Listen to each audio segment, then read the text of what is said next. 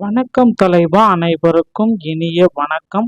இன்னைக்கு நம்ம இந்த ஒரு வீடியோவில் எதை பற்றி பார்க்க போகிறோம் அப்படின்னு பார்த்தீங்கன்னா, இலவச ஆடு வளர்ப்பு திட்டம். தமிழகத்தில் இலவசமாக அந்த ஆடு வளர்ப்பு திட்டத்துக்கு மானியம் தராங்க.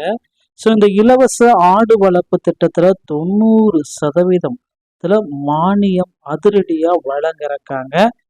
தமிழகம் மற்றும் மத்திய அரசுகள் இணைந்து வழங்கும் இலவச ஆடு வளர்ப்பு திட்டத்தின் கீழ் தகுதியுள்ள பயனாளிகளுக்கு 10 ஆடுகள் மற்றும் ஒரு கிடாய் 90% மானியத்தில் வழங்கப்படுகிறது. திட்டத்தின் மூலம் பயன்பெற விரும்பும் நிலமற்ற ஏழை விவசாயிகள், விதவைகள் மற்றும் ஆதரவற்ற பெண்கள் தங்கள் மாவட்ட கால்நடை பராமரிப்புத்துறை அலுவலகத்தில் நேரடி விண்ணப்பங்களை சமர்ப்பிக்கப்பட வேண்டும்.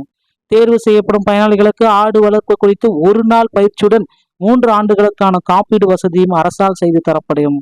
பயனாளிகள் தங்களுக்கு விருப்பமான தரமான ஆடுகளை சந்தையில் நேரில் சென்று தேர்வும் செய்யலாம் என்றாலும் இந்த ஆடுகளை குறிப்பிட்ட காலத்திற்கு விற்கக்கூடாது என்ற நிபந்தனை விதிக்கப்பட்டுள்ளது. விண்ணப்பத்துடன் ஆதார் அட்டை, குடும்ப அட்டை மற்றும் தகுதி சான்றிதழ்களை இணைத்து உரிய அதிகாரிடம் சமர்ப்பிப்பதன் மூலம் இந்த திட்டத்தின் நன்மைகளை பெற முடியும். இவ்வாறு கிராமப்புற பொருளாதார மேம்படுத்தியும் இறைச்சி உற்பத்தியை அதிகரிக்கவும் இந்த அபிவிருத்தி திட்டம் செயல்படுத்தப்படுகிறதுங்க. 90% மானியத்துல இலவச ஆடுகளை நாம வாங்க போறோம். எப்படி, யாருக்கெல்லாம் இது கொடுக்க போறாங்க? ஸோ முதலீட்டுல உங்களுக்கான 90% மானியம் மத்திய அரசும் மாநில அரசும் கொடுக்குறாங்க. 60% மத்திய அரசும் 30% மாநில அரசும் 10% தான் ஒரு பயனாளி. ஒருவேளை ஆடுகளின் விலை 10,000 என்றால் அரசு செலுத்துவது 9,000, நீங்கள் வெறும் 1000 மட்டுமே செலுத்த வேண்டும் அப்படின்றத குறிப்பிட்டு சொல்றாங்க.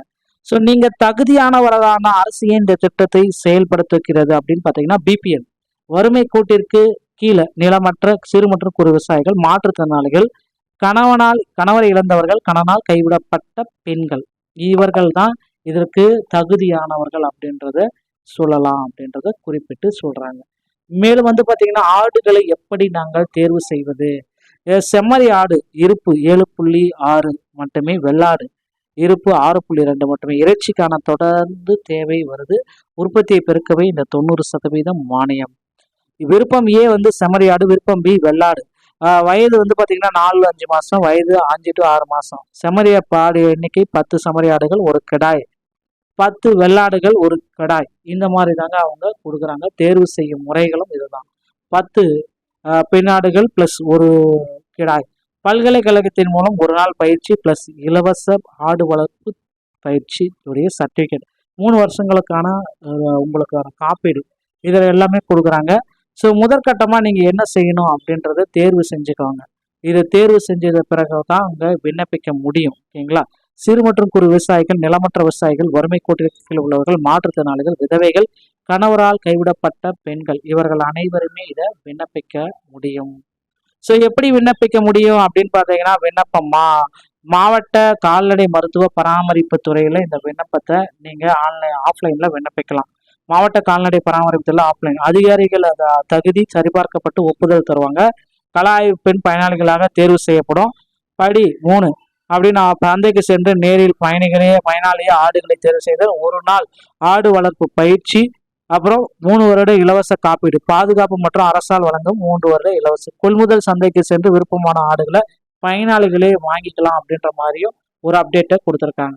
ஸோ ஒப்பந்த விதிமுறைகள் இதை நீங்க விண்ணப்ப படிவத்தில் கவனிச்சுக்கணும் அப்படின்ட்டு சொல்றாங்க. கடுமையான விதிமுறைகள். இந்த கிடாய் ஆடுகளை 1 வருடத்திற்கு விற்கவே கூடாது. ஸோ இந்த கிடாய் ஆடு மட்டும், ஸோ ஃபீமேல் ஆடு பார்த்தீங்கன்னா பெண் ஆடுகளை 3 வருடங்களுக்கு விற்கக்கூடாது. கால்நடை உதவி மருத்துவ அறிவுரைப்படி சரியாக பராமரிக்கப்பட வேண்டும். விதிகளை மீறினால் அல்லது விற்றுவிட்டால் அரசு எடுக்கும் நடவடிக்கைகளுக்கு கட்டுப்பட வேண்டும் என உறுதி அளிக்க வேண்டும் அப்படின்றத குறிப்பிட்டு சொல்றாங்க. இது ஒரு ஒப்பந்த படிவம். இது வெறும் இலவசம் அல்ல, உங்கள் வாழ்வாதார மூலதனம். உங்கள் சொந்த தேர்வு, 90% அரசு மானியம், அதிகாரப்பூர்வ பயிற்சி, 3 வருட காப்பீடு, பூஜ்ஜிய ஆபத்து மற்றும் கிராமப்புற தொழில் அப்படின்றத குறிப்பிட்டு சொல்றாங்க. இன்றே நீங்க இதை செயல்படுங்க. உங்க மாவட்ட கால்நடை பராமரிப்பு அலுவலகத்தை அணுகி விண்ணப்பத்தை பெற்றுக்கொள்ளலாம் அப்படின்றத குறிப்பா சொல்றாங்க. தனிப்பட்ட விவரங்கள், பெயர், ஆதார், ரேஷன் கார்டு, முகவரி, சிறப்பு தகுதி, தற்போதைய சொத்துக்கள் வைத்துள்ளதா இல்லையா, கால்நடைகள் உள்ளதா இல்லையா, அதிகாரிகளுடைய சான்றப்பம், கிராம விஓடைய அதிகாரிகளுடைய சான்றப்பம், தேவையான ஆவணங்கள் அப்படின்னு நம்ம பார்க்குறப்ப பாஸ்போர்ட் சைஸ் புகைப்படம், ஆதார் அட்டை நகல், குடும்ப அட்டை நகல், ரேஷன் கார்டு நகல், இருப்பிட சான்று, வருமான சான்று. முன்னுரிமைக்கு வரும் சான்றுகள் அப்படின்னா விதவை சான்றிதழ், கைவிடப்படுறதுக்கான சான்றிதழ், மாற்றுத்திறனாளி அல்லது நிலமற்றவர்களுக்கான ஒரு சான்றிதழ். இதை எடுத்து வச்சுதாங்க உங்களால செயல்பட முடியும். ஸோ உடனடியாக இதை பயன்படுத்திக் கொள்ளுங்கள். ஸோ வீடியோ உங்களுக்கு பிடிச்சிருந்தா நீங்க நம்முடைய சேனலோட இணைந்திருங்கள். மீண்டும் ஒரு நாள் தொடர்ந்து உங்களை சந்திக்கிறேன். நன்றி, வணக்கம், தேங்க்யூ.